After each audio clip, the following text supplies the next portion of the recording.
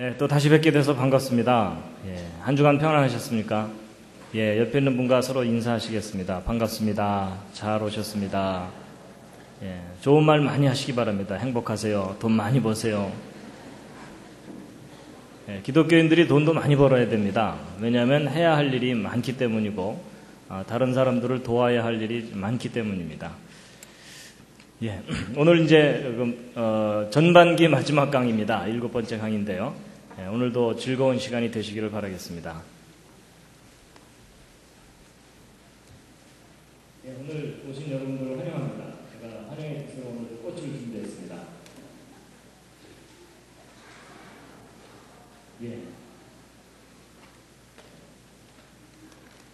이제 오늘 이제 지난번 6번째까지 강의를 했고요. 그 다음에 이제 7번째 공룡 이야기입니다.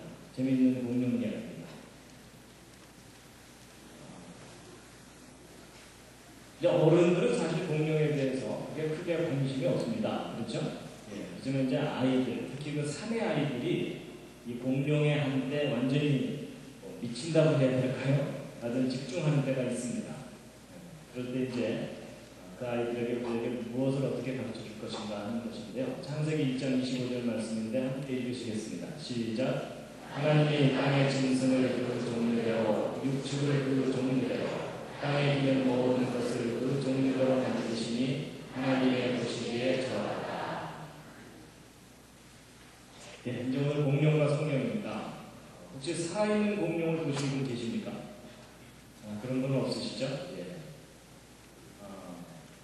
여기는 그 미국 워싱턴에 있는 스미소니언 박물관의 그 공룡 화석 전시실입니다. 이제 다양한 종류의 공룡들의 화석들을 전시해 놨는데요. 이제 공룡은 영어로 다이너소라고 하는데, 다이너라는 말이 무시무시하게 크다 뭐 이런 뜻이고, 사우루스는 도마뱀 이런 뜻입니다. 그래서 그렇게 이름이 붙여졌고요. 혹시 공룡 이름 아는 거 있으십니까? 공룡 이름 티라노사우루스, 또 트리케라톱스, 또 알로사우루스, 또 아파토사우루스. 지금 어른들한테는 이게 다 방언입니다. 그리고 이제 공룡 이름 대보라고 하면 가끔 어떤 분들이 둘리 뭐 이런 게 하고 있습니다. 이 공룡은 아주 유명한 공룡이죠. 바로 이게 티라노사우루스. 공룡의 왕이라고 할 그 공룡이죠. 공룡 이름 몇 가지 좀 알아보면요. 등에 무슨 빈대떡 같은 거 붙이고 다니는 공룡이 있습니다. 이거 이름이 뭐냐면 스테고사우루스입니다.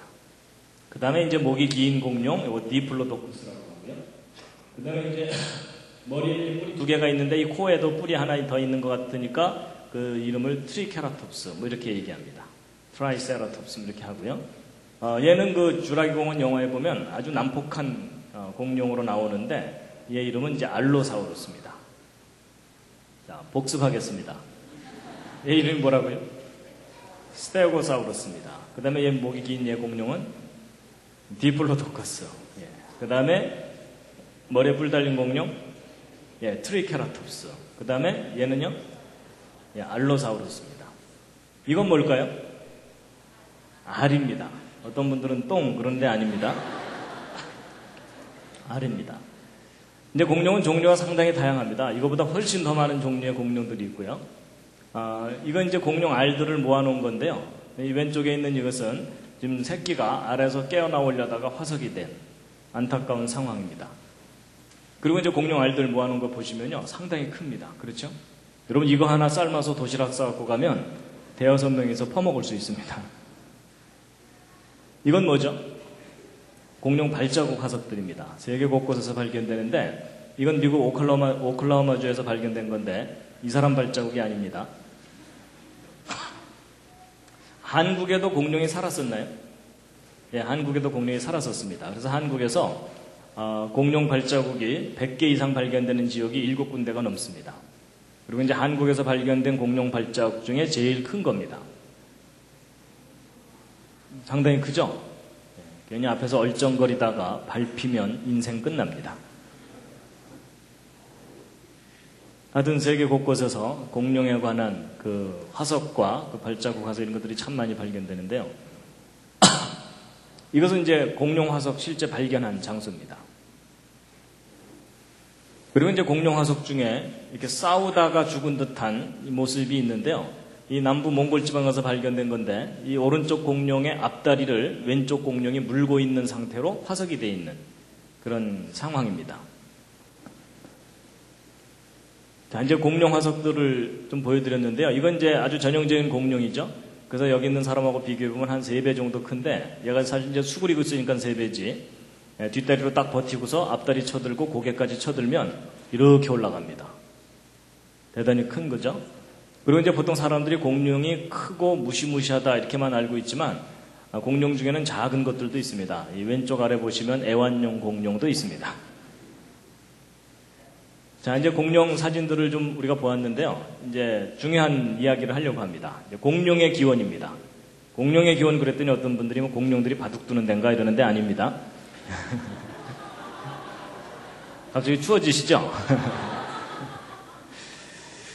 자, 이제 공룡이 어떻게 생겨난 거냐 하는 건데 성경에 의하면 하나님이 만드신 동물들입니다.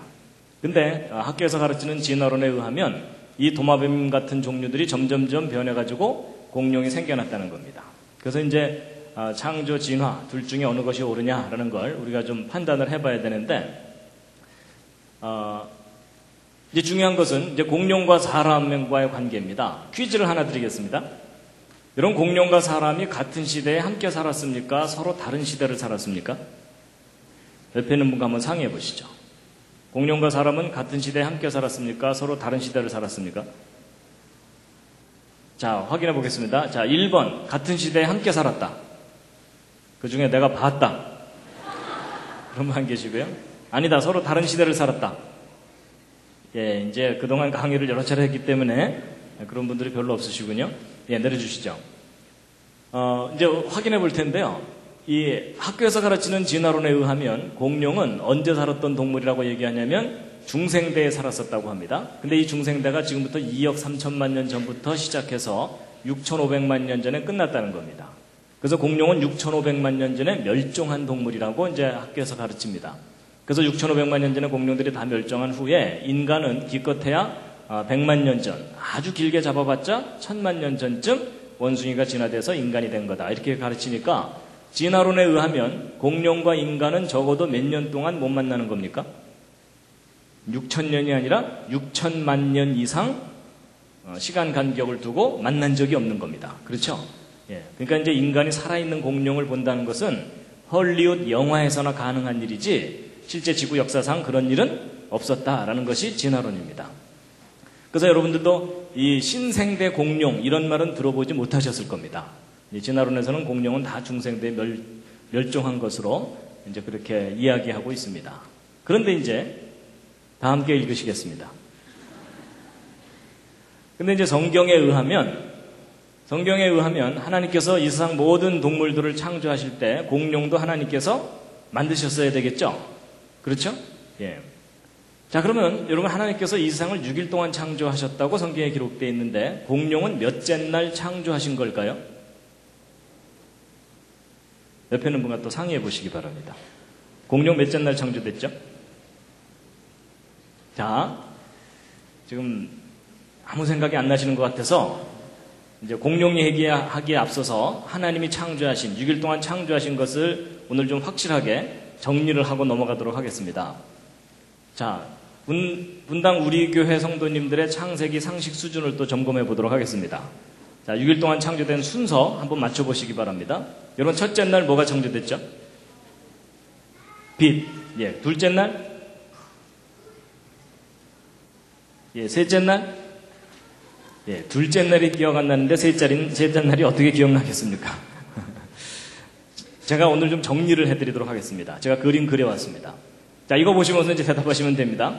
첫째 날 뭐가 창조됐습니까? 빛입니다. 예, 그리고 빛과 어둠을 나누셨고, 둘째 날 물인데요. 이게 물을 창조하신 건 아닙니다. 그런데 둘째 날의 주제는 물입니다. 그래서 하나님께서 지구를 덮고 있는 물을 하늘 위의 물과 하늘 아래의 물로 나누신 겁니다. 자, 셋째 날은 예, 땅이 솟아올라오고 그 위에 식물을 만드셨습니다. 그 다음 이제 넷째 날은 뭘까요? 넷째 날이 뭐냐면 해와 달과 별입니다. 예, 근데 해나 달도 다 별이니까 그냥 별 이렇게 기억하시면 됩니다. 그 다음에 이제 다섯째 날은 새와 물고기. 예, 여섯째 날은 육지동물과 사람. 이렇게 창조하신 겁니다. 자, 다 기억하시겠습니까? 자, 다시 복습. 첫째 날, 빛. 둘째 날, 물. 셋째 날, 땅과 그 위에 식물. 예, 넷째 날, 해, 달, 별. 다섯째 날, 새와 물고기. 여섯째 날, 육지동물과 사람. 예. 지금이야 이제 분위기에 편승해서 대충 대답하셨지만, 이제 내일만 돼도 다 까먹으실 겁니다. 옆에 있는 분과 서로 좀 확인 좀 해주시기 바랍니다. 한 분이 물어보고 한 분이 대답하시고.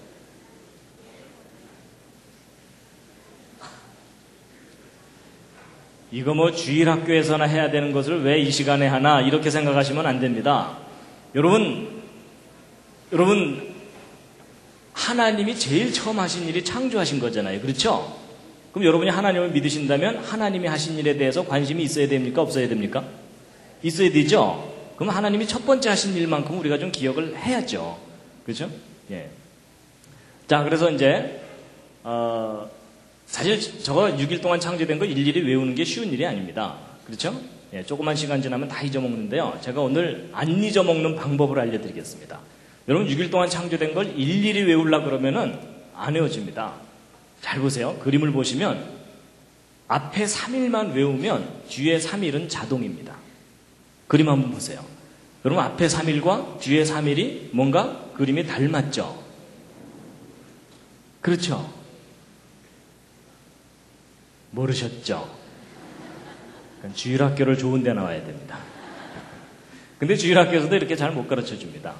여러분 첫째 날 빛하고 넷째 날 해달별이 서로 밝고 어둡고 이런 거잖아요. 그렇죠? 그 다음에 둘째 날 위아래 나누시고 위아래 만드시고, 그리고 셋째 날 땅이 드러나게 하시고 그 위에 동물들 사람 만드시고. 그러니까 딱 세 글자만 외우시면 되는 겁니다. 뭡니까? 빛, 물, 땅. 요것만 외우면 해결됩니다. 그러니까 하다못해 이렇게라도 좀 외워주시면 감사하겠습니다. 여름에 장마 끝나고 나면 빗물이 땅에 고이죠? 뭐 그렇게라도 좀 외워주시면 되는데, 물론 그 빛하고 이 빛은 좀 다른 거긴 하지만 뭐 그렇게라도 좀 외우시면 됩니다. 근데 이제 이렇게 알려드려봤자 또 어떤 분들은 나중에 이제 뭐라 그러는지 아세요? 야, 빗물이 땅에 고이다냐, 땅에 빗물이 고이다냐, 이러면서 이제 헷갈립니다. 정 안 되면 색깔로라도 기억해 두시면 됩니다. 까맣고 파랗고 빨갛고 뭐 이렇게라도 외우시면 됩니다. 자, 그럼 다시 한번 확인. 첫째 날 빛, 둘째 날 물, 셋째 날 땅, 그 다음에 넷째 날 별, 새와 물고기, 육지동물과 사람. 예, 훨씬 수월하시죠? 그렇죠? 예, 그렇게 하시면 됩니다. 자, 그럼 이제 이렇게 정리를 딱 해놓고 나면 공룡은 몇째 날 창조된 거겠습니까? 예, 여섯째 날, 그것도 사람과 함께 같은 날 창조된 겁니다. 그래서 요즘 말로 표현하면 공룡과 인간은 제조 연월일이 똑같습니다. 그런데 공룡은 유통 과정 중에 멸종한 겁니다. 그럼 인간은 유통 과정 중에 어떻게 됐겠습니까? 심히 변질된 제품입니다. 확인해 보도록 하겠습니다. 옆에 있는 분 한번 다시 한번 살짝 보시죠. 변질됐죠? 변질된 제품은 교환해 드립니다. 그래서 나중에 주님 오시면 다 새 걸로 리콜을 하실 겁니다. 자, 그래서 이제 성경을 보면은 공룡과 사람이 처음부터 함께 살았다는 거예요. 그렇죠? 근데 이제 문제는 학교에서는 진화됐다고 가르치는데 성경에서는 처음부터 함께 살았다고 얘기를 하는 거니까 과연 이 둘 중에 뭘 믿어야 되냐는 거죠. 근데 일반 사람들은 어느 쪽을 더 믿냐면 당연히 교과서를 더 믿습니다. 그렇죠? 교과서는 틀릴 리 없다. 성경이 오히려 신화다. 이렇게 생각합니다. 그래서 이제 과연 이 공룡과 인간에 대해서 우리가 어떻게 아는 것이 옳은지, 그리고 또 그 증거가 무엇인지를 이제부터 함께 보실 텐데요.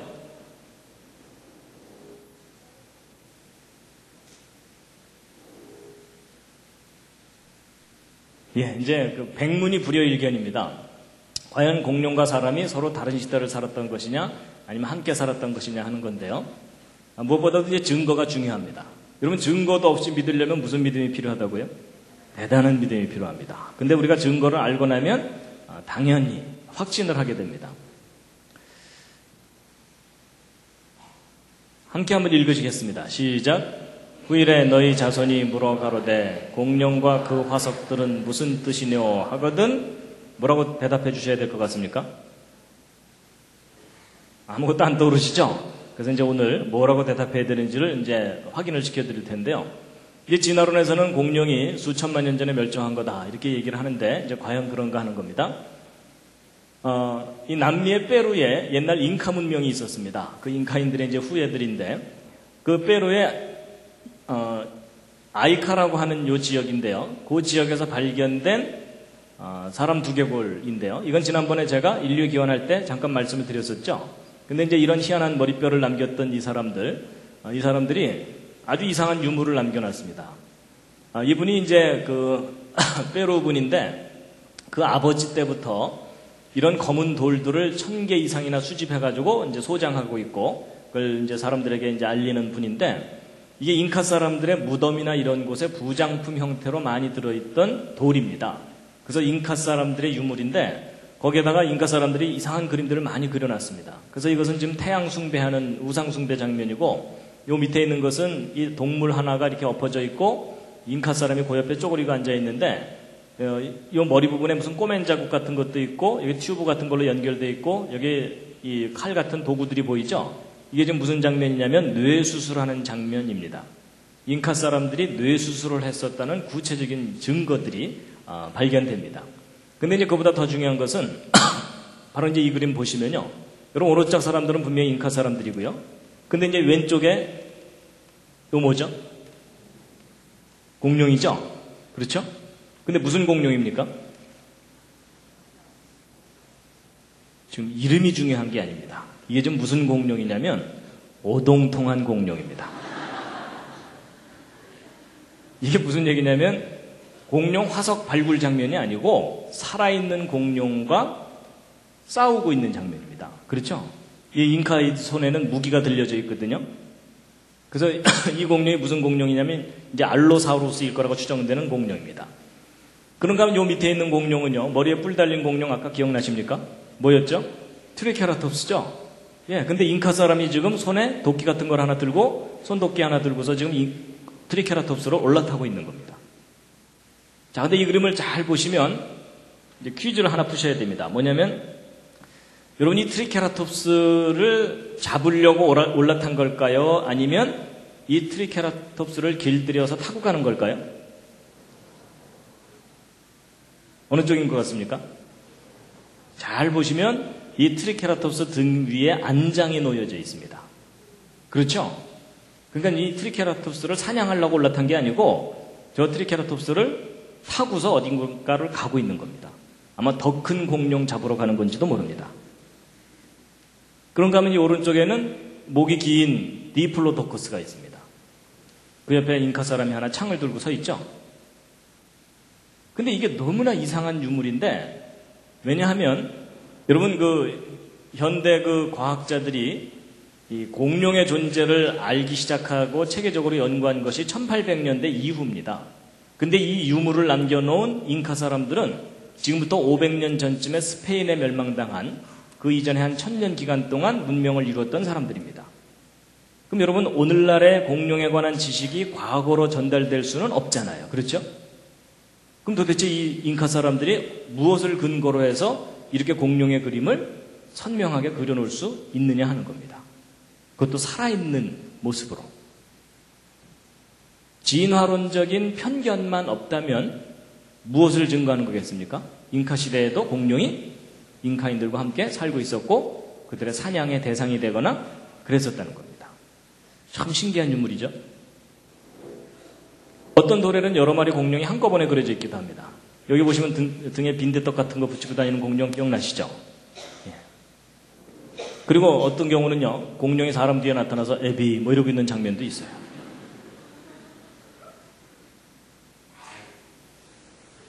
그리고 공룡 모형들도 발견됩니다. 실물 모형입니다. 그래서 이 트리케라톱스 있고요. 이건 오리주둥이 공룡이거든요. 그리고 트리케라톱스 위에 사람이 올라탄 경우도 있고요. 자, 그 다음에 이제 이제 요 아이카 지역에서 좀 내려가면 나스카라고 하는 지역이 있는데요. 그 나스카 지역은, 여기는 사막지대입니다. 그리고 이제 강을 따라서 여기 밭들이 좀 있고요. 근데 이제 요 부분입니다. 요 부분에, 아마도 옛날 읽은 책 중에 고대의 불가사의, 뭐 이런 책 있잖아요. 거기에 이제 자주 등장하는 건데, 이 하늘에서 내려다보면 거대한 그림들이 보이는 그런 겁니다. 그래서 정작 이 땅에서는 안 보여요. 그림이 하도 커갖고. 그래가지고 이런 100m가 넘는 이런 동물들을 이렇게 선으로 이렇게 그려놓은 그림이거든요.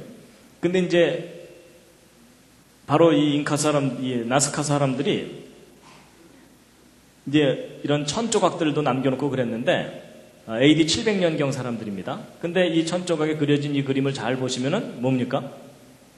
예, 공룡이에요. 그렇죠? 그리고 이제 이 남미에서 좀 올라가서 이제 멕시코의 아캄바로라는 지역에서 발견된 유물들인데 점토를 구워서 만든 어떤 형상들입니다.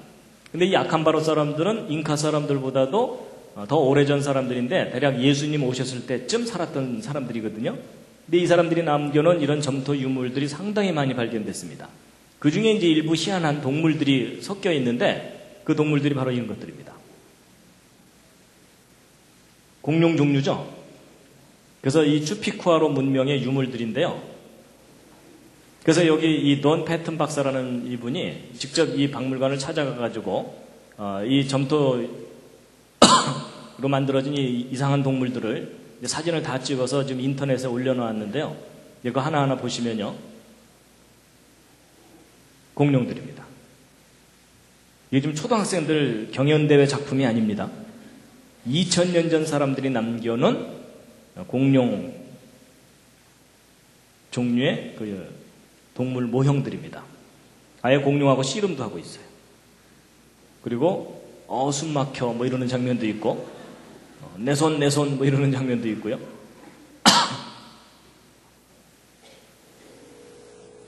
네, 이건 뭐 용 비슷한 뭐 그런 거죠. 그러니까 우리가 멸종했다고 알려진 다양한 종류의 동물들이 이런 동물들이 그리고 이제 람포링커스라고 해가지고 날아다니는 익룡 있죠. 익룡 종류도 발견되고요.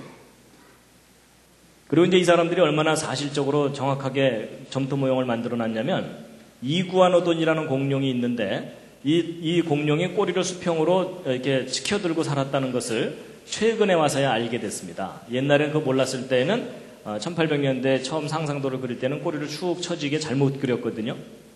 근데 놀랍게도 2000년 전 아캄바로 사람들이 이구아노돈이 꼬리를 수평으로 뻣뻣하게 이렇게 쳐들고 있는 모습으로 모형을 남겨놨어요. 그래서 요 머리 부분에 요 특징이 닮았죠, 여기. 그렇죠? 예. 그러니까 직접 살아있는 것을 보지 않고는 저런 그림을 그리는 것이 거의 불가능한 일입니다. 그러니까 결국 여러분과 저만 모르고 살았던 겁니다. 그 이상한 진화론 교육 때문에 수천만 년 전에 멸종한 것으로 잘못 알고 있었던 겁니다. 그 밖에 이제 안킬로소우로스라든지 브론토소우로스도 거의 사실적인 모습으로 모형들이 남겨져 있습니다. 아예 사람과 함께 이렇게 있는 장면도 있고요. 그리고 좀 더 올라가면 이제 북미 대륙의 그 인디안들이 남겨놓은 벽화들이 발견되는데 그랜드 캐년 근처에서 발견된 벽화입니다. 여기 사람들이 이렇게 있고 여기 잘 보시면은 공룡이죠. 그리고 또 다른 벽화에도 미국 유타주에 있는 그 모누멘트 암벽이라고 하는 곳인데 여기 사람들 몇 사람 이렇게 있는데 이쪽 벽면에 보시면은 그림이 그려져 있는데 여기 보시면 이건 사람이죠. 근데 이 타원으로 된 여기를 잘 보시면 동물이 하나 그려져 있습니다. 그런데 마음이 착해야 보입니다. 갑자기 보이시죠? 네, 대략 윤곽이 이런 모양입니다. 그렇죠? 머리가 여기 있고 꼬리가 이렇게 있죠? 공룡입니다. 그리고 이제 애리조나 투손에서 1924년에 이제 발견된 건데 로마 시대 형태의 나무로 만든 유물입니다. 그런 것들이 꽤 오래전에 만들어진 칼들 이런 것들이거든요. 도구들인데 그 칼의 표면에 공룡 모양이 새겨져 있기도 합니다. 그 다음에 이제 캐나다 온타리오주의 어느 이제 암벽에 그려져 있는 동물인데 오늘날 살고 있지 않은 멸종된 공룡 종류일 거라고 여겨지는 동물이 벽화로 남겨져 있기도 하고요. 그 다음에 이제 프랑스에 옛날 네안데르탈인들이 살았었다고 하는 동굴, 그런 지대 속에서 발견된 벽화인데, 잘 보시면 동물이 2마리가 그려져 있습니다. 근데 이것은 마음이 진짜 착해 보입니다. 보이십니까? 보일 듯 말 듯 하시죠? 대략 윤곽이 이런 모습입니다. 그래서 좀 자세하게 이렇게 분석을 해보면 코끼리 종류와 공룡 종류가 서로 머리를 맞대고 있는 그런 장면이라고 분석되는 그런 그림이고요. 그 다음에 이제 메소포타미아죠. 그러니까 중동 지방에서 발견된 옛날 고대 시대의 원통형 도장 표면에 놀랍게도 아파토사우루스와 아주 유사한 동물이 새겨져 있습니다. 그리고 이제 이집트에서도 초기 이집트 문명 초기에 나아머 왕이라고 있었는데 그 왕의 승리를 기념하는 그 그림입니다. 근데 이게 뭐냐면은 그 갑옷을 딱 입었을 때 겨드랑이 보호하는 그런 거라고 합니다. 그걸 이제 팔레트라고 하는데 거기에 새겨진 이제 그림이 이제 발견되는데 그 뒤쪽 면에 보면은 이상한 동물이 있는데 오늘날은 멸종된 공룡 일종이라고 여겨지는 동물이 선명하게 새겨져 있고요. 이건 좀 더 과장해서 좀 그리긴 했지만 그 비슷한 것이고요. 그 다음에 이제 그 AD 100년경이니까 그 요한복음이 쓰여졌을 당시쯤입니다. 예수님 시대 그때쯤이죠. 그때의 나일강의 풍경을 그려놓은 모자이크 벽화입니다. 모자이크 그림인데 여기 나일 악어도 보이고요. 그런데 이렇게 그려진 이 왼쪽 그림 위쪽을 잘 보시면 이상한 그림이 있습니다. 뭐냐면 이집트 사람들이 나일강 주변에 살고 있던 그 원주민들이 어떤 동물을 사냥하고 있는 장면이 선명하게 이렇게 그려져 있습니다. 근데 이 동물이 공룡 종류예요. 그렇죠? 그래서 이 그림을 그린 사람도 이제 확인이 됐는데 드미트리우스라고 하는 로마 시대 사람인데 그 이집트 알렉산드리아 출신의 작가입니다. AD 100년경 작품입니다. 그리고 이제 여기 이제 이 동물의 그 이름도 여기 써 있습니다. 크로코딜로 파로달리스 뭐 이렇게 돼 있어갖고 그때 당시 용어로는 악어 표범이라고 합니다. 그리고 이제 또 다른 고대 로마 모자이크 벽화에도 타니스트로페우스와 아주 유사한 공룡이 이렇게 그려져 있고요. 아프리카의 그 동굴에서도 이 브론토사우루스라고 여겨지는 동물이 이렇게 그려져 있기도 하고 벽화로. 그 다음에 터키 카리아 지방에서는 BC 530년경 작품인데 이 화병 같은 표면에 모사사우루스라고 하는 어룡 종류가 그려져 있습니다. 지금은 이제 그 진화론에서는 이게 다 중생대에 살다가 멸종한 거다 이렇게 이야기하는 거거든요. 그 다음에 이제 BC 550년에 이 트로이의 괴물인데 이 헤라클레스가 헤시온의 공주를 구하는 장면을 그린 건데 근데 요 밑에 있는 이 동물들이 좀 그려져 있는데 이 동물들 이거는 뭐 이제 오리 종류 비슷한 거라고 본다면 이게 좀 이상하게 생긴 동물이거든요. 근데 이것이 아마도 하드로사우루스 종류일 가능성이 있다라고 이제 분석되고 있습니다. 그리고 이제 고대 인도네시아의 이 수마트라 섬 쪽에서 발견된 것인데 헝가리 부다페스트 박물관에 이제 보관되어 있는 건데 여기 있는 요 동물이 좀 이상하죠. 근데 요 동물 보시면은 그 하드로사우루스 종류가 머리 부분에 이상한 장식들이 좀 이렇게 있거든요. 그것과 너무나 닮아 있는 동물의 모습입니다. 이건 좀 귀엽죠? 이거는 이제 아프리카의 가나 지역에 살고 있는 동물들, 실제 동물들의 모형을 만든 것 중에 하나라고 합니다. 근데 오늘날 살고 있는 형태의 동물이 아니거든요. 그래서 아마 공룡 새끼를 저렇게 모형으로 만든 것이 아니겠느냐라고 추정되는 그런 작품입니다. 그 다음에 이제 그 바벨론 느부갓네살 왕 때에 만들어진 이슈타르 문이 1887년에 발굴이 됐는데 그 문 표면에 동물들이 이렇게 새겨져 있는데 그 동물 중에는 이 사우로포드 다이너소라고 추정되는 동물이 이렇게 그려져 있고요. 17세기 독일 소책자에 보면은 마을이 불타고 있는데 익룡들이 날아가고 있는 것이 사파로 이렇게 그려져 있습니다. 근데 이제 아까 말씀드린 것처럼 공룡에 관한 연구는 19세기 이후부터거든요. 근데 17세기 사람들이 어떻게 이런 것들의 존재를 그림으로 그려낼 수 있겠느냐 하는 겁니다. 그 다음에 이제 이집트에서 발견된 또 다른 도장인데, 도장에 새겨져 있는 그림을 잘 보시면은 이 프테로사우루스라고 하는 익룡이 이 가젤이라고 하는 이런 동물을 사냥하고 있는 장면이 남겨져 있습니다. 그러니까 우리가 다 진화론에 의하면 수천만 년 전에 다 멸종했다고 하는 동물들이 역사의 유물 속에 증거들로 이렇게 남아있는 거예요. 그 다음에 이제 호주의 퀸즐랜드의 쿠쿠얄란지 원주민들이 그 야루라고 불렀던 어룡인데 아마도 플래시오사우루스일 거라고 추정되는 동물인데요. 이제 그것에 대한 그림입니다. 이제 실물이 아니고 이제 그림을 그린 것에 불과하긴 하지만 그래도 여기 그림을 이렇게 그려놨을 때 여기 척추를 쭉 이렇게 그려놓기도 했고 식도와 위장을 그려놨거든요. 근데 이 뱃속을 들여다보면 사람 하나가 들어있습니다.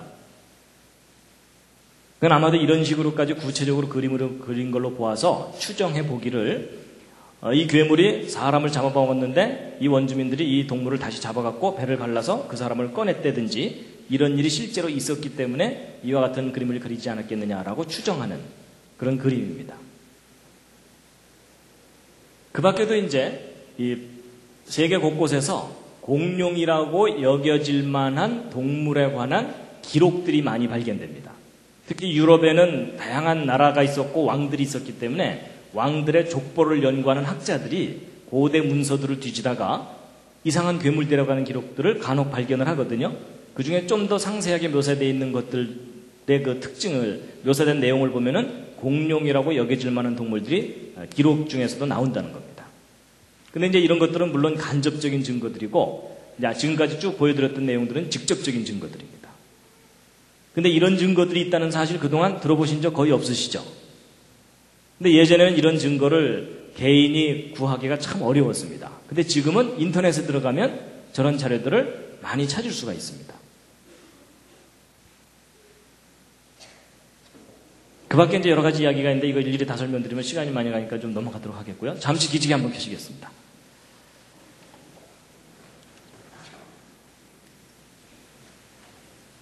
충격을 받으셨는지 피곤하신지 모르겠지만 지금 상태가 안 좋으십니다.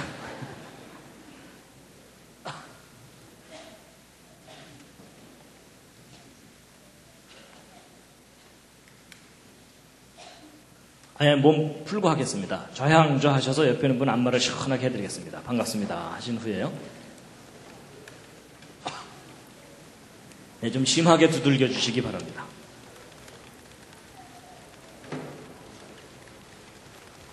대충 하시면 안 됩니다. 옆에 앉은 분이 오케이 할 때까지입니다.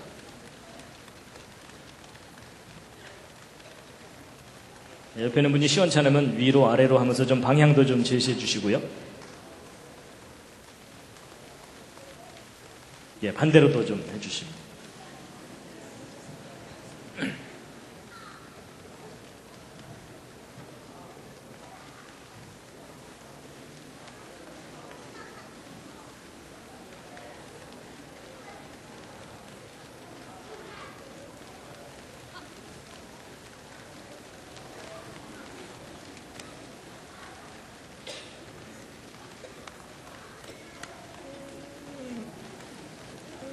예, 뭐 서로 오케이를 안 하시는 거 보니까 정말 몸이 상태가 안 좋으신 건가 봅니다.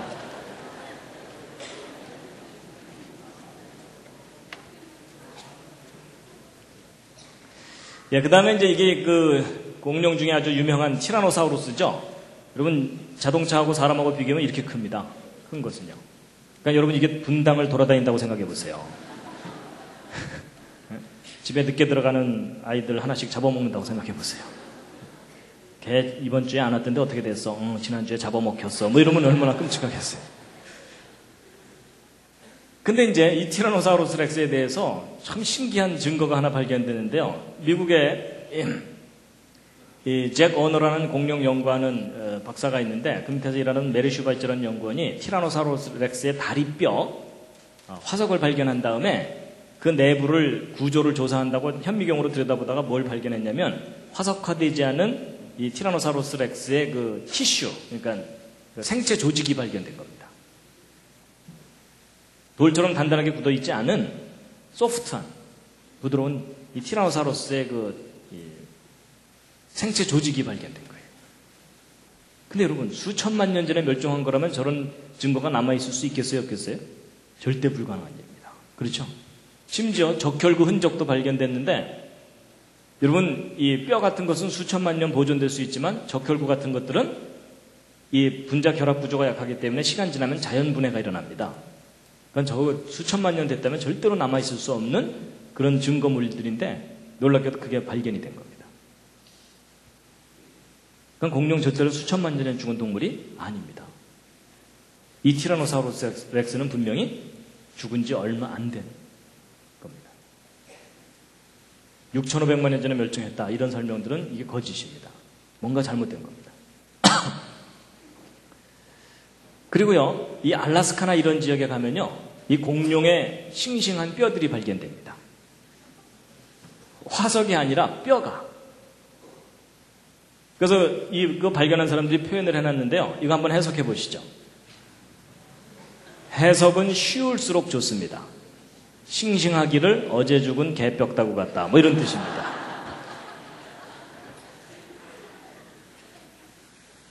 그래서요, 실제 이런 보고서들을 보면요, 1981년에 공룡 뼈들을 알래스카에서 발견했는데, 이 관계자들이 처음에는 너무 신선해가지고, 이 아메리카 물소뼈 정도로 생각했다는 거예요.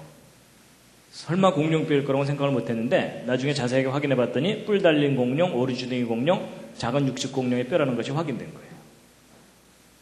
그러니까 공룡이 절대로 수천만 년 전에 죽은 게 아니라는 결정적인 증거들이 세계 곳곳에서 발견됩니다. 그래서 여러분, 지금까지 쭉 소개해드린 것 줄줄줄 설명드렸지만 전 세계 곳곳에서 인간 역사 속에서 공룡들이 함께 살았었다는 구체적인 증거들이 발견된 겁니다. 여러분, 제가 오늘 이걸 하나하나 확인시켜드리지 않고 말로만 얘기했다. 그러면 여러분 오늘 돌아가시면서 뭐라 그러시겠어요? 아, 오늘은 되게 우기대 뭐 이러셨을 거예요. 그렇죠?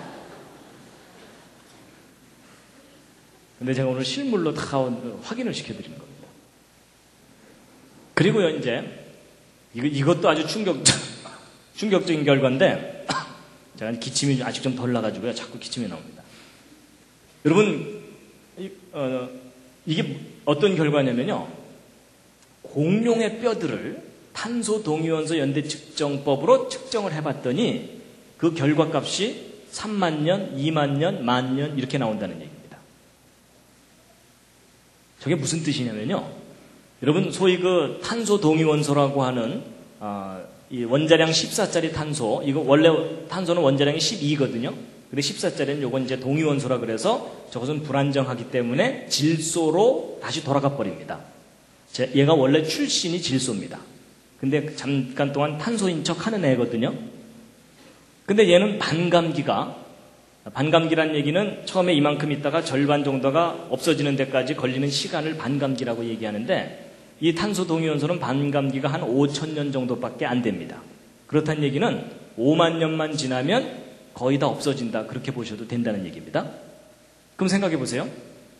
여러분, 공룡 뼈 속에 이렇게 탄소 연대 측정법으로 연대가 측정됐다는 얘기는 공룡 뼈 속에 탄소 14가 들어있다는 얘기죠. 그렇죠? 근데 탄소 14가 들어있다는 게 무슨 얘기냐면 이 뼈가 수만 년 이상 된 게 아니라는 뜻이에요.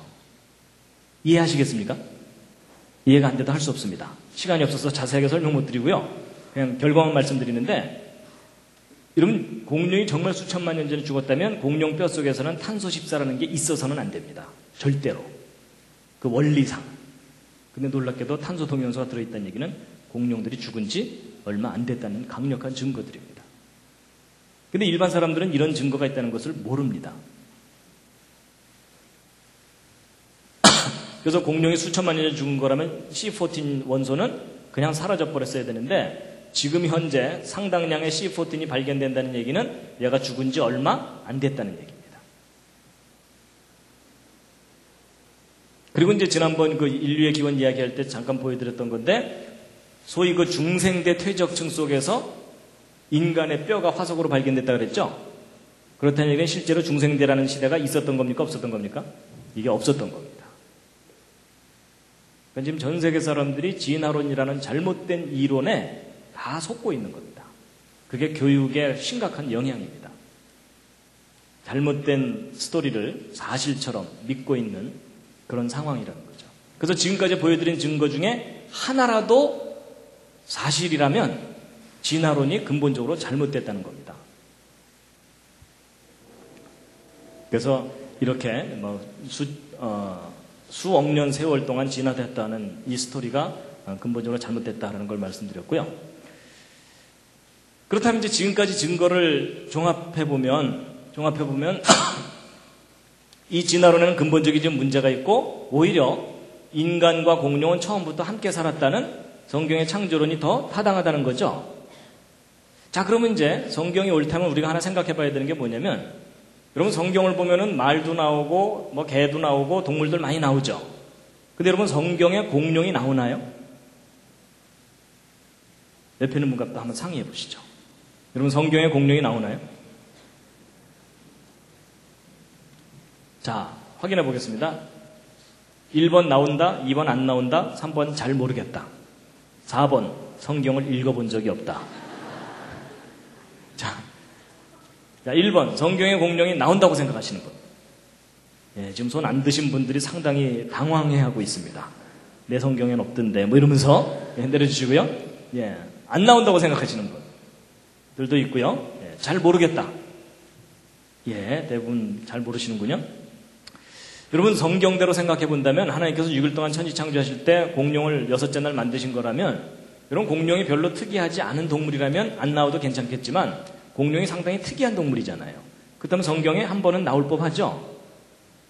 근데 여러분 성경에 공룡이 나온다는 말도 맞고 안 나온다는 말도 맞습니다. 무슨 얘기냐면 여러분이 가지고 있는 그 성경에는 공룡이라는 단어가 없습니다.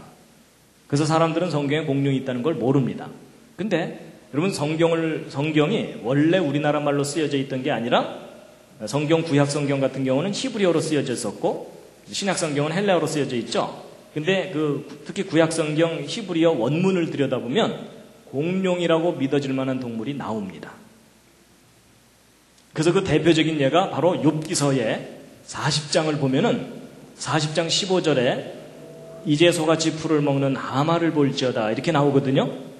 여러분 그 욥기서는 그 욥이라는 사람이 이 사탄에 의해 가지고서 이 사탄이 하나님께 가가지고서 쏙닥쏙닥거리면서 제가 한번 이 욥을 괴롭게 하면 이 욥이 하나님을 부인할 겁니다. 뭐 이러는 바람에 고생하는 스토리 아시죠? 예. 그래갖고 이 욥기서 읽으면 참 재밌습니다. 재밌는데 처음 앞부분은 재밌다가 이 욥의 세 친구가 등장하면서 상당히 지루해집니다. 그래서 성동 통독하려고 마음먹었던 분들이 저 세 친구가 나오는 순간부터 시험에 들기 시작합니다. 근데 이제 욥의 고난이 다 끝나고 난 다음에 마지막에 하나님이 짠 하고 나타나십니다. 근데 나타나셔갖고 사실 우리 생각으로는 하나님이 나타나시자마자 욥한테 I am sorry 뭐 이러셔야 되거든요. 근데 성경에서는 하나님이 욥에게 미안하다는 말을 안 하세요. 그러면서 하나님께서 뭐라고 쫙 설명을 하시는데 설명하는 주제가 뭐냐면 내가 창조자다 그 말을 하시는 거예요. 그러면서 이제 이것저것 얘기를 하시면서 내가 땅에 기초를 놓을 때 너 어디 있었어? 말해봐. 아는 거 있어? 얘기해봐. 막 이러시는 거예요. 근데 욥의 대답이 또 신통한 거가 우리 같으면 막 화가 나갖고 괜히 생고생했잖아요. 이러면서 막 대들어야 되는데 욥이 또 그때 저는 죄인입니다. 이러면서 그냥 납작 엎드립니다. 그래서 이 욥기서의 주제는 정말 창조자 하나님을 내가 절대자로 인정하느냐 뭐 이게 주제인 것 같아요. 근데 이제 그 하나님이 나타나셔갖고 욥에게 창조자로서의 권위를 쫙 얘기하실 때 어느 동물을 또 예를 들으세요. 그게 바로 요 대목입니다. 그래서 이제 우리말 성경에는 이제 하마라고 되어 있거든요. 근데 이제 여러분 중에 아마 그런 분들이 계실 거예요. 드디어 저 교수가 오늘 하마를 공룡의 일종이라고 우기려는가 보다. 근데 제가 여러분 하마를 공룡이라고 우기려는 게 아니고요. 제 설명을 들어보면 이해가 되실 텐데요. 여러분 이 구약성경 욥기서 40장 15절을 히브리어 원문으로 보면 이 베헤모트라고 되어 있습니다. 근데 이 베헤모트라는 동물이 정확하게 무슨 동물인지를 모릅니다. 그래서 영어 성경은 차라리 히브리어 발음을 그대로 영어로 이렇게 해놨어요. 베헤모트라고. 근데 희한하게도 우리말 성경에 하마라고 번역이 된 거예요. 그래서 제가 뭐 러시아에 가서도 남미에 가서도 이 성경 저 성경 다 들여다봤는데 다 베헤모트라고 돼 있어요. 근데 유독 이 한국인의 독창적인 아이디어 때문에 저걸 이상하게 하마로 번역을 해놨는데 여러분 이 동물이 하마가 아닙니다. 그래서 그 밑에 설명이 자세하게 나와 있거든요. 근데 어쨌든 이제 우리말 성경에 하마라고 돼 있으니까 하마부터 잠깐 보시겠습니다.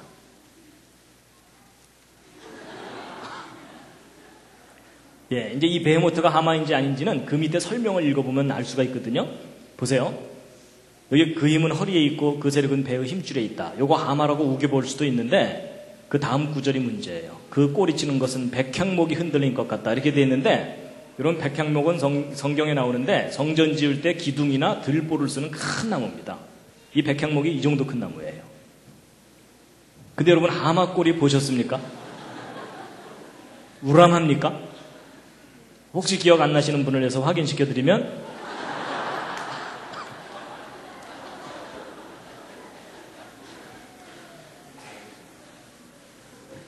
분명히 이 베헤모트라는 동물은 하마는 절대 아닙니다.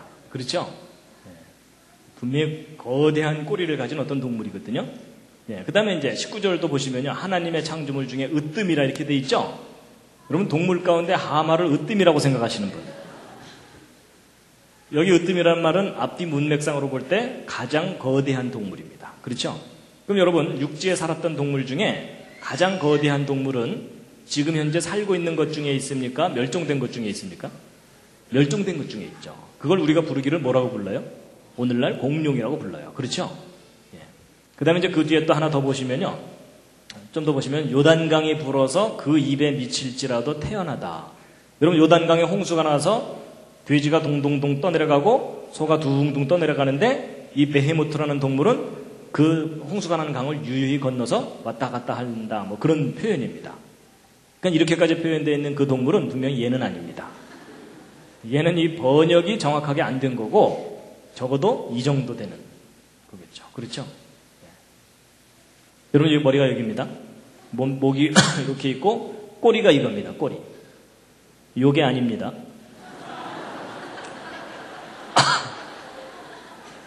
야, 이건 새끼 꼬리고. 근데 여러분 이게 지금 그림이긴 한데 어떤 사실에 근거한 건데요. 이 미국 뉴욕의 아메리카 자연사 박물관에 가보면 이 세 마리의 공룡의 뼈대가 이렇게 전시가 되어 있습니다. 근데 이제 이 뼈를 다 발견한 건 아니고 일부 뼈를 발견한 다음에 이제 복원을 해놓은 모습이거든요. 상당히 큽니다. 이 천정보다 높을 정도로 큽니다. 그 모형이요. 그러니까 우리가 이 진화론의 편견을 벗어나서 그냥 이것도 이제 하마라고 하지 말고 그냥 원문 그대로 놓고 베헤모트라고 놓고 나서 성경을 읽어보면 그 내용이 공룡이라고 충분히 인정할 수 있는 그런 내용입니다. 그렇죠? 그래서 이제 성경에 단어 하나만 딸랑 나왔다면 우기기 나름이지만 이렇게 자세하게 설명이 나와 있는 걸로 보아서 공룡이라는 거죠. 근데 이제 그렇다면 이제 궁금한 게 뭐냐면 그럼 차라리 우리말 성경에 공룡이라고 번역을 해놓지 왜 그걸 이상하게 하마라고 번역을 했느냐? 그거 좀 이상하시죠? 근데 이제 이런 겁니다. 이 욥기서는 수천 년 전에 쓰여진 기록이고요. 공룡이라는 용어는 최근에 나온 거잖아요. 그렇죠? 그리고 이제 최근에 진화론이 등장하면서 심지어 성경을 연구하는 학자들조차도 진화론의 영향 때문에 이 베헤모트를 감히 공룡이라고 번역을 못한 거예요. 그래서 살아있는 동물 중에 어떤 동물하고 매치를 시키려다 보니까 매치되는 게 없어요. 그러다 보니까 뭐 등치가 좀 크다 이러니까는 하마 종류이겠거니 하고 하마라고 번역을 했다는 겁니다. 그래서 이제 보통 그 성경 주석 같은 데 보면은 하마 또는 코끼리라고 생각되는 어떤 거대한 동물 뭐 이렇게 설명을 해놨거든요. 그럼 이제 하마가 아니면 코끼리냐 그래서 코끼리를 그 옆에다가 대놔 봤는데 딴 건 몰라도 꼬리를 모아서는 얘도 아니에요. 그렇죠? 근데 여러분 우리가 화석을 통해서 이렇게 큰 꼬리를 가진 이런 공룡들을 발견하잖아요. 그렇죠? 그러니까 이 욥기서의 40장에 기록되어 있는 이 베헤모트는 공룡의 일종이다라고 생각할 수 있다는 겁니다. 그리고 이제 참고로 이제 하나 더 말씀드리면요. 욥기서 41장 그 다음 장에 보면 우리말 성경에 악어라고 번역되어 있는 게 나오거든요. 근데 이게 또 악어가 아닙니다. 이 히브리어 원문으로 보면 리워야단이라고 되어 있는데 이 리워야단은 성경에 나오기도 해요. 저 단어가 직접. 근데 저 리워야단은 다른 곳에는 대개 뭘로 번역되어 있냐면 용으로 번역되어 있습니다. 그래서 이 리워야단에 대해서도 하나님께서 자세하게 설명을 하시는데 특히 19절, 21절 요 노란색으로 제가 표시해 놓은 곳을 한번 눈으로 보시면 어떤 동물이 떠오릅니까? 입에서 막 불이 나오는 용이 떠오르시죠? 용. 자, 여러분 또 퀴즈를 드리겠습니다. 여러분 그 막 입에서 불을 뿜는 이 용이라는 존재가 실제 역사 속에 살았었던 동물일까요? 아니면 사람들이 꾸며낸 동물일까요? 옆에 있는 분과 또 한번 상의해 보시기 바랍니다. 뭐 옆에 있는 분이 도움이 안 되니까 이젠 상의를 안 하시는군요. 자, 1번. 실제 역사 속에 살았었던 동물이라고 생각한다. 그러시는 분. 예, 꽤 많이 우기시는군요. 예, 내려주시고요. 그 다음에 아니다. 그 사람들이 꾸며낸 허구적인 동물일 거다. 예, 네, 예. 뭐 반반이신데요. 근데 여러분 우리가 생각해 봐야 될 게 뭐냐면요. 만약에 이 용에 관한 전설이 우리 한국에서만 발견된다면 우리 조상님들께서 워낙 뻥이 심하셔서 희한한 동물을 꾸며냈다라고 하면은 되겠지만 좀 이상한 점이 뭐냐면요. 이 용에 관한 전설이 전 세계적으로 발견됩니다. 그래서 이게 전 세계적으로 발견된다면 무슨 구체적인 근거가 있을 것이다라는 것이 학자들의 견해입니다. 그런데 이제 아무래도 이 입에서 불을 뿜는 이 용을 믿는 용이 현실적으로 존재한다는 건 믿기가 쉽지가 않잖아요. 그렇죠? 그런데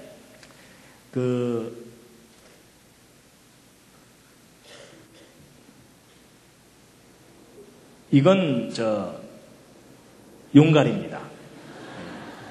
실제 용이 아닙니다. 근데 이제 입에서 불을 뿜는 동물이 정말 있을 수 있느냐 하는 건데 일부 학자들은 그게 가능할 수 있다고도 생각해요. 왜냐하면 용은 아니지만 용과 비슷한 아주 특별한 무기를 가진 동물들이 있어요. 그 대표적인 예 중에 하나가 아주 조그마한 딱정벌레입니다. 근데 얘 이름이요. 이 딱정벌레는 종류가 아주 많거든요. 그 중에 이 폭격수 딱정벌레라고 하는 게 있어요. 이 봄바르디에 비틀이라 그래서 얘는 어떤 무기를 갖고 있냐면요. 이 두꺼비가 자기를 잡아먹으려고 가까이 다가오면 꽁무니에서 100도짜리 화학폭탄을 발사해요. 온도는 100도, 화학물질이에요. 그러니까 얘가 잡아먹으려고 달려왔다가 헬렐레 하는 동안 얘는 유유히 사라지는 거예요. 근데 여러분 생각해 보세요. 제가 100도짜리 화학폭탄을 한번 뿜고 나면은 이 꽁무니 어떻게 되겠어요? 완전히 익어버리고 얘는 중환자실로 가야 되겠죠? 근데 우리 생각에는 그런데 얘는요, 이걸 360도 자유자재로 자기가 원하는 대로 뿜을 수 있을 뿐만 아니라 4분의 80번을 뿜어내도 끄떡없어요. 희한하죠? 그래갖고, 야, 별 희한한 놈이 다 있네. 사람도 얘한테 이거 쏘이면은 이렇게 막 화상을 입습니다. 그래서 이제 얘를 조사를 해봤더니 이 뱃속에 특별한 장치가 있어요.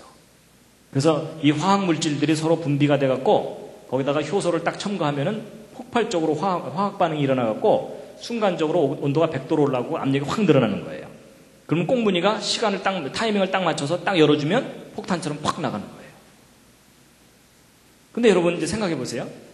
얘가 만약에 이 타이밍을 잘못 맞춰서 꽁무니가 늦게 열렸다. 그럼 얘 어떻게 되겠어요? 얘는 어떻게 되냐면 자살폭탄 테러 딱정벌레가 되는 겁니다. 반대로 이 꽁무니를 너무 일찍 열으면 어떻게 되겠어요? 이게 퍽 하고 나가버려야 되는데 픽 하고 나가면은 이 100도짜리가 한참 동안 나가면은 이 꽁무니 진짜 있겠죠? 근데 얘는 기가 막히게 타이밍을 맞춰서 착착 열어주는 거예요. 완벽하게 조절이 되어 있는 거예요. 참 신기하죠? 근데 여러분, 이런 특별한 기능을 가진 이런 딱정벌레는 절대로 진화에 의해서 저절로 생겨날 수 없다는 증거입니다. 왜냐하면 여러분 얘가 정말 진화된 존재라면 처음부터 이런 기능이 없었겠죠. 그럼 얘가 이런 기능을 가지려고 진화를 하려면 얘가 얼마나 많이 실험을 해봐야 되겠어요. 그렇죠. 여러분 제가 완벽하게 성공하기 전까지는 다 실패예요. 실패는 곧 무엇을 의미해요? 죽음을 의미해요. 그렇죠? 그럼 여러분 이게 진화로 생겨나려면 저런 기능이 없는 딱정벌레 무리가 집단으로 결의를 하는 거예요. 우리는 계속 시도해본다. 뭐 이러면서. 근데 여러분 이건 아무리 생각해도 진화에 의해서는 생길 수 없는 동물이에요.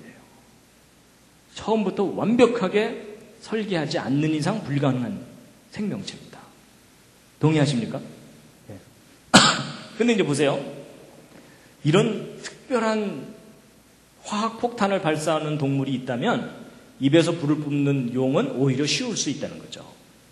여러분 생명체들이 메탄이나 알코올 같은 가연성 물질들을 몸에서 합성해낼 수가 있어요. 여러분도 가끔 뒤로 내보내시죠? 근데 이제 농도가 낮아서 불이 안 붙어서 문제지. 근데 이제 그런 것들을 몸에서 생산해낸 다음에 노즐을 통해서 뿜어내면 되거든요. 그리고 거기다가 뿜어내면서 스파크만 탁 튕겨주면은 사실 입에서 불이 나가는 것은 가능한 일이라는 거죠. 근데 여러분 전기 뱀장어 같은 것은 몇만 볼트 전기를 내잖아요.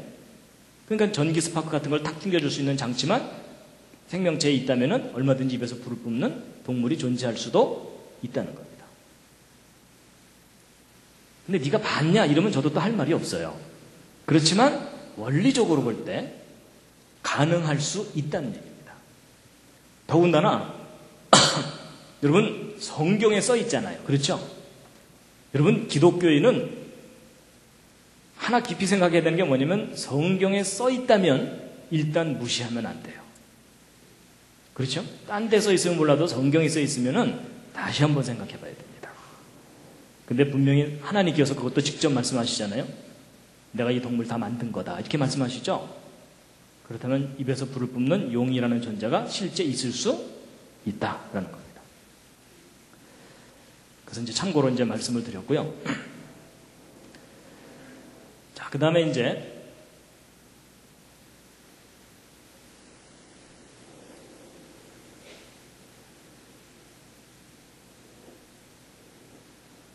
이제 공룡에 대해서 한 가지 더 말씀드리고 이제 마칠 텐데요. 또 다시 한번 기지개 한번 탁 켜시겠습니다. 예.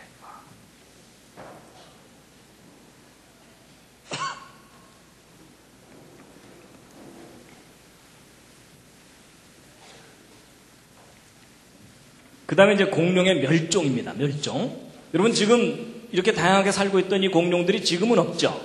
멸종된 거죠? 여러분 공룡이 왜 멸종됐죠? 여러분 이런 어려운 질문은 쉬운 대답부터 하시면 됩니다. 공룡이 왜 멸종됐느냐 이런 질문을 받으시면 제가 안 죽였는데요 이러시면 됩니다. 여러분 그 여리고성 얘기 아세요? 그렇죠? 어느 교회 목사님이 주일학교 교육이 잘 되나 보려고 다니다가 꼬마 하나를 딱 붙들어 세워갖고 여리고성을 무너뜨린 게 누구지? 이렇게 물어봤더니 그 아이가 어떻게 했다고요? 얼굴이 파랗게 질려갖고 제가 안 그랬는데요 뭐 이랬대잖아요. 그래갖고 이제 거기서 끝나는 게 아니고요. 그래갖고 이제 이건 문제가 있구나 그래서 그 아이를 가르치는 교사를 찾아가서 이거 어떻게 된 거냐고 따졌더니 그 교사가 뭐라 그랬다고요? 얘는 절대로 거짓말할 아이가 아닙니다. 이렇게. 그래갖고 이 교육에 문제가 있구나 싶어갖고 부장 장로님을 찾아갔어요. 그래서 어떻게 된 거냐고 따졌더니 뭐라 그랬다고요? 제가 어떤 놈인지 꼭 잡아내겠습니다. 이런 거예요. 그리고 이건 정말 심각하구나 이래갖고 이번엔 당회를 열었어요. 그래서 대책을 논의하려고 당회를 열었더니 장로님들이 모이자마자 뭐라 그랬다고요? 까짓 거 우리가 물어줍시다. 뭐 이런 거예요.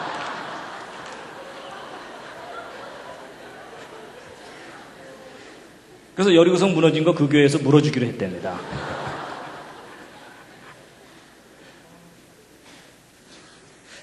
그냥 우스갯소리였고요.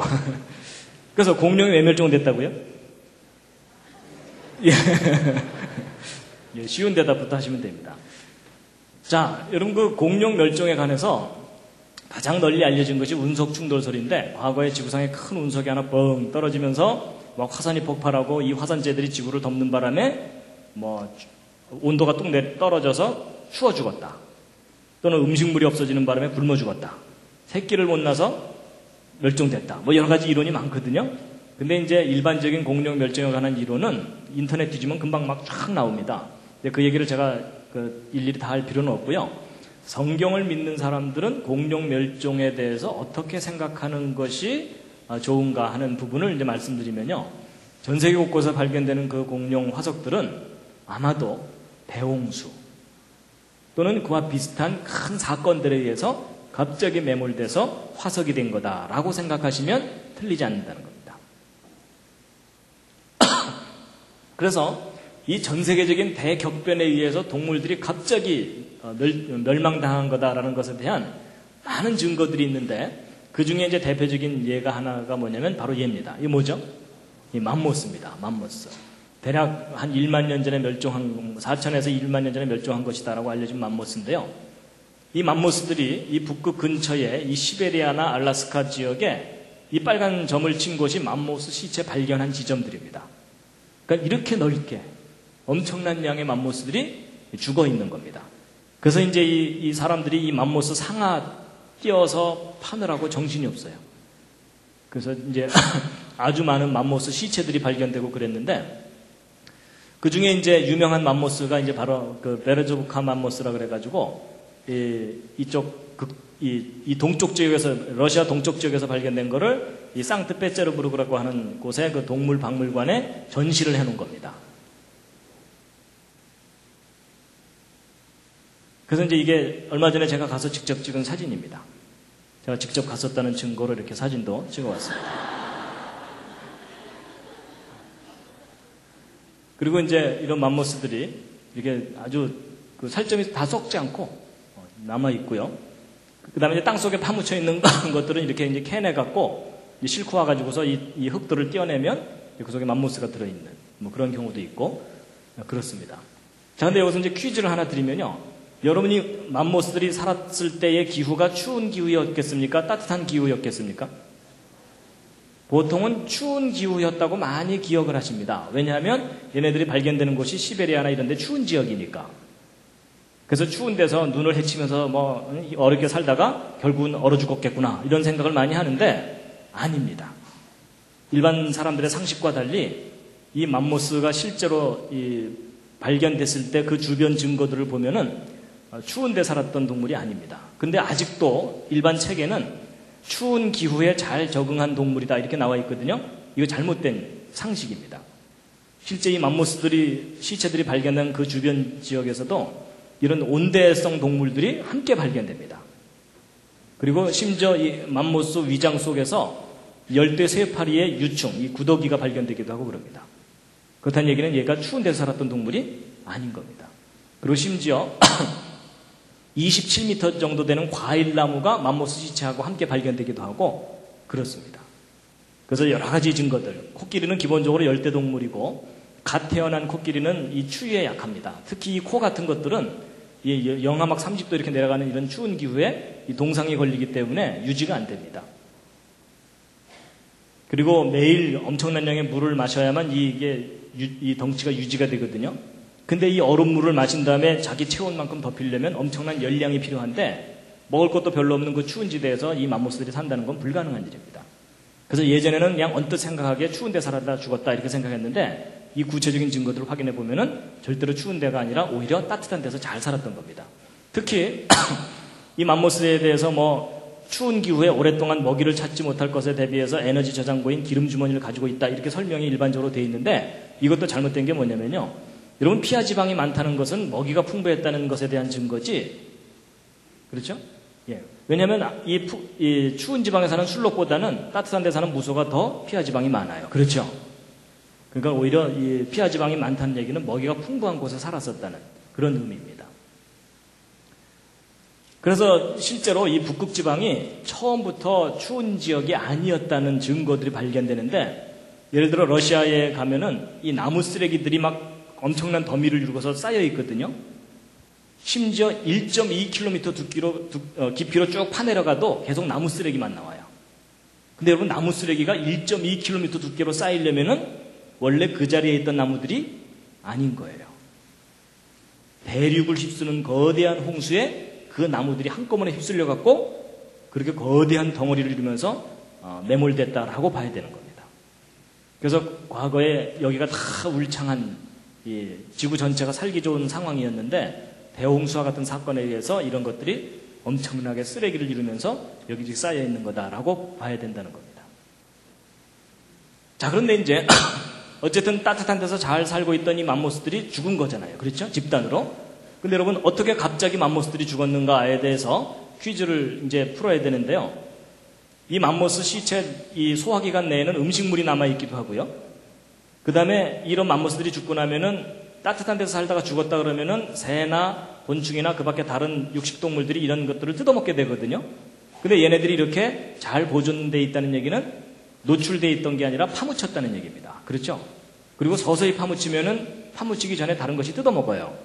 근데 저렇게 생생하게 파묻혀 있다는 얘기는 그냥 갑작스럽게 죽은 다음에 곧바로 파묻혔다는 얘기입니다. 상황은 대충 이해하시겠죠? 그럼 이제 퀴즈를 하나 푸셔야 되는데 맘모스들이 죽은 원인 다음 셋 중에 하나를 한번 골라보시기 바랍니다. 1번 얼어 죽었다, 2번 굶어 죽었다, 3번 기가 막혀 죽었다. 몇 번일 것 같습니까? 정답은 3번입니다. 기가 막혀 죽었어요. 기가 막혔다는 말이 무슨 말이냐면 숨이 막혀 죽었다는 얘기입니다. 놀래서 죽었다는 얘기가 아니고요.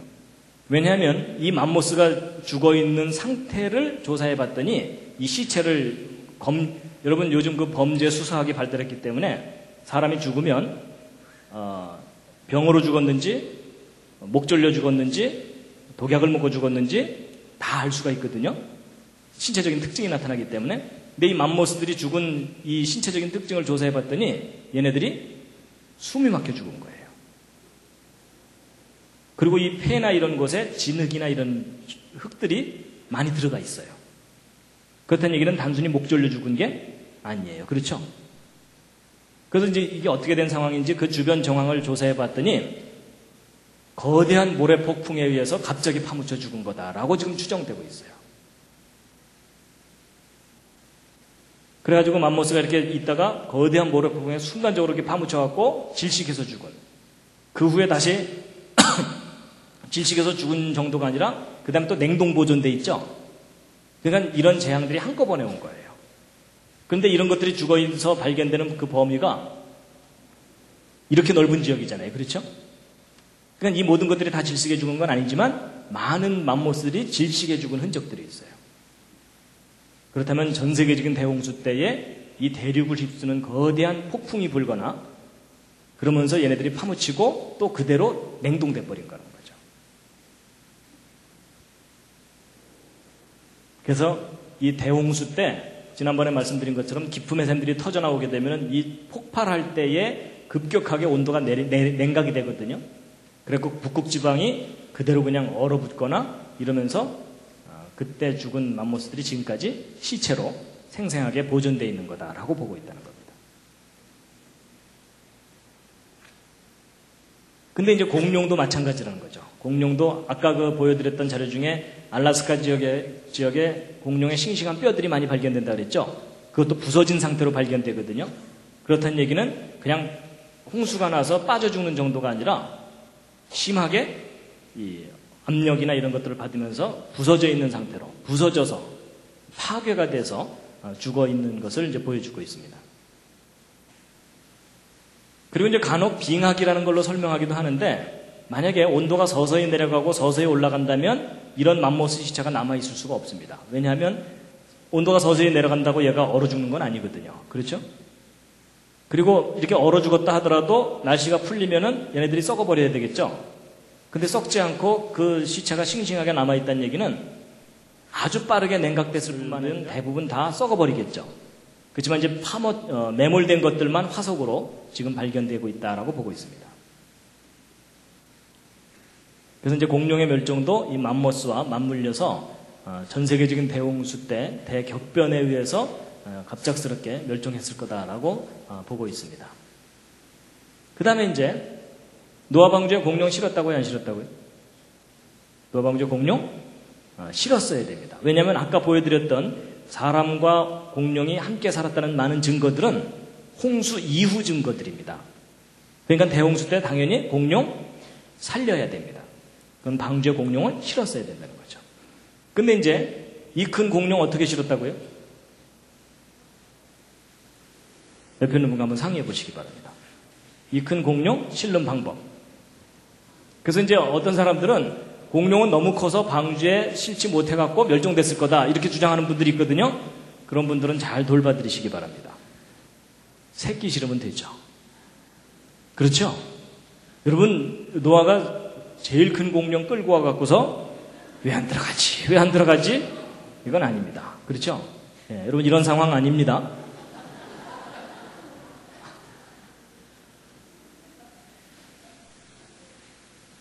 그 방주 제가 그 동물 넣는 거는 시간 관계상 지난번에 설명을 안 드렸었거든요.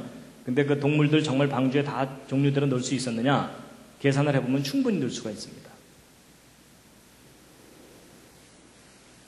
자, 그 다음에 이제 먹는 얘기가 있는데 이거 좀 넘어가고요. 자, 이제 지금까지 한 얘기를 이제 정리하고 이제 마치겠습니다. 이제 성경대로 생각해 본다면 창조 때부터 지금 현재까지 이 역사 동안에 이제 공룡이 어떻게 된 거냐라는 것을 추정해 보면 창조 때부터 시작해서 아담의 후손들이 대홍수 때까지 그 인구가 늘어나겠죠. 그리고 공룡도 역시 그 숫자가 늘어났겠죠. 근데 대홍수 때 전 세계적인 대홍수에 의해서 이 모든 것들이 다 죽고 방주에 탔던 것들만 다시 살아남았겠죠. 그랬을 때 방주에 탔던 그 사람들이 다시 지금 현재까지 60억 인구로 불어났습니다. 근데 공룡들도 역시 그 후에 다시 숫자가 늘어났겠죠? 늘어났는데, 그러니까 이렇게 공룡과 인간이 함께 살았으니까 이런 유물들이 남아있는 것이잖아요. 그런데 문제는 지금 현재 공룡이 있습니까? 없습니까? 없죠. 그렇다면 이 공룡들은 어느 정도 번성하다가 다시 멸종했다고 봐야 됩니다. 2차적인 멸종이겠죠? 예. 근데 이제 동물들 중에는 먼저 이렇게 멸종한 것도 있지만 시간의 차이를 두고 뒤늦게 멸종해가는 것도 있고, 여러분 지금 현재 전 세계적으로 볼 때 동물들이 멸종해가는 쪽입니까? 아니면 새로운 동물들이 진화로 생겨나는 쪽입니까? 예, 지금 아주 빠르게 멸종해가고 있어요. 그렇죠? 그래서 특별히 인구가 증가하면서 이 동물들이 아주 빠르게 멸종해가고 있거든요. 그런데 이제 어떤 것들은 아무리 멸종시키려고 해도 멸종이 안 되는 것들이 있어요. 뭘까요? 쥐, 바퀴벌레 뭐 이런 거요. 그렇죠? 예, 걔네들은 아무리 노력해도 멸종이 안 돼요. 그래서 이제 동물마다 이렇게 시간 차이를 두고 멸종해 갈 텐데 결국 사람들이 동물에 대해서 체계적으로 연구하기 시작한 것이 뒤늦게 연구를 하게 됐어요. 그렇죠? 그러다 보니까 먼저 멸종한 것들은 화석으로만 발견되겠죠? 아마 그것에 해당되는 것들이 공룡일 거라고 여겨진다는 거죠. 그래서 여러분 보통 사람들이 무슨 질문을 하냐면 왜 사자는 살아남았는데 공룡은 멸종했나요? 이런 질문을 많이 하거든요. 근데 여러분 그것은 생각을 바꾸셔야 돼요. 왜 하필이면 공룡만 먼저 멸종했느냐 그런 생각보다는 동물들이 멸종해 가는데 먼저 멸종한 것을 공룡이라고 부른다라고 생각을 하셔야 된다는 겁니다. 좀 바꿔 말하면 이런 겁니다. 여러분 기린이 오늘날 동물원에 가서 볼 수 있고 아프리카 가면 많이 볼 수 있으니까 기린을 공룡이라고 생각하는 사람들은 없죠. 근데 여러분 만약에 공룡들이 다 먼저 멸종을 하고 기린들이 다 멸종하고 화석만 발견됐다. 그럼 오늘날 사람들이 그거 이름 뭐라고 붙였을 것 같습니까? 기린을 영어로 뭐라 그러는 게 생각이 안 나시죠? 지라프라 그러거든요. 그러니까 뭐라고 이름 붙였겠어요? 지라포사우루스. 제가 무슨 말을 하는지 혹시 이해하시겠습니까? 여러분 돼지가 오늘날 흔하니까 돼지를 공룡이라고 우기는 사람 없잖아요. 근데 만약에 돼지들이 다 멸종하고 화석만 발견된다. 그럼 사람들이 그 이름 뭐라고 붙였을 것 같습니까? 피그사우루스 내지는 피그노돈.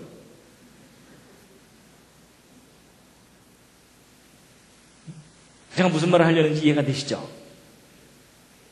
무슨 얘기냐면 공룡이 무슨 특별한 동물이 아니라는 겁니다. 여러분 공룡이 특별한 동물이라면 공룡 말고 다른 동물들도 하나님이 만드신 특별한 동물들이에요. 그렇죠?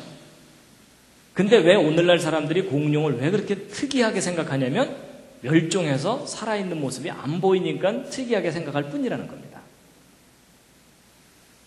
여러분 코끼리가 다 멸종됐다면 그 이름 뭐라고 붙였을 것 같습니까? 엘레판토사우루스. 그래서 여러분 우리가 생각을 바꿔야 됩니다. 어찌 보면 진화론 플러스 상업주의가 공룡을 특별한 동물로 사람들에게 여겨지게끔 만들어 놓은 거라는 거죠. 자, 그래서 이제 지금까지 쭉 공룡에 대해서 이것저것 말씀을 드렸는데요. 다시 한번 읽으시겠습니다. 시작. 후일에 너희 자손이 물어 가로되 공룡과 그 화석들은 무슨 뜻이뇨 하거든 뭐라고 대답하셔야 된다고요? 얘야 그때 내가 앞에 조금 듣다가 정신을 잃었단다 이러시면 안 된다는 겁니다. 그러시면 안 되고 지금까지 한 얘기를 이제 정리를 해드리면요. 자, 5가지로 정리할 수 있는데 자, 첫 번째 여러분 공룡과 인간은 같은 시대에 함께 살았다 서로 다른 시대를 살았다?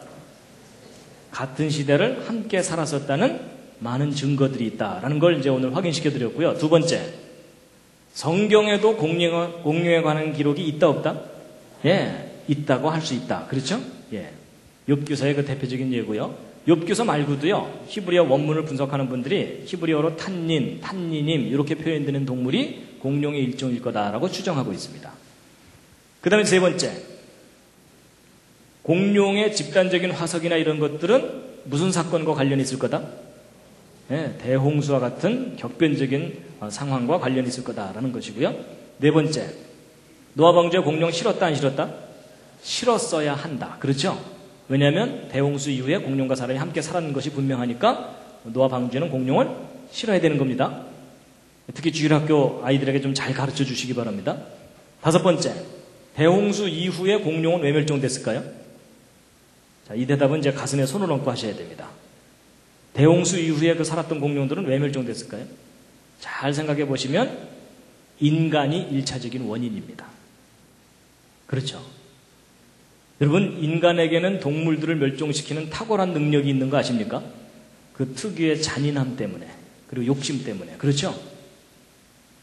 여러분, 바다의 고래들을 멸종시킬 수 있을 거라고는 옛날 사람들은 생각도 못했어요. 헤엄도 못 치면서. 그렇죠? 그런데 여러분 지금 말리지 않았으면 바다의 고래들 다 멸종된 거 아시죠? 그래서 이 불어나는 인구와 인간의 욕심 때문에 주변 동물들이 아주 빠르게 멸종해가고 있습니다, 지금. 그래서 공룡들도 예외가 아니라는 거죠. 여러분, 큰 동물과 작은 동물 중에 어느 쪽이 멸종하기 쉬울까요? 당연히 큰 동물이에요. 왜냐하면 인간의 눈에서 숨을 수가 없거든요. 그래서 이제 이 5가지입니다. 대략 오늘 말씀드린 내용의 요점이요. 그래서 우리가 사실 공룡에 대해서 이렇게 성경적으로 우리 자녀들에게 가르쳐야 되는데 우리가 이런 지식이 없었기 때문에 그동안 못 가르쳤었습니다. 자, 마지막. 오늘 이거 맞추셔야 집에 가십니다. 자, 하나님이 창조하신 6일 동안에 창조하신 것. 첫째 날 빛, 둘째 날 물, 셋째 날 땅과 그 위에 식물, 그 다음에 넷째 날 해, 달, 별, 다섯째 날 새와 물고기, 여섯째 날 육지동물과 사람.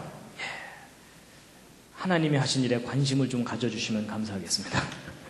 예, 그래서 오늘 쭉 말씀을 드렸는데요. 마지막 꽃다발입니다.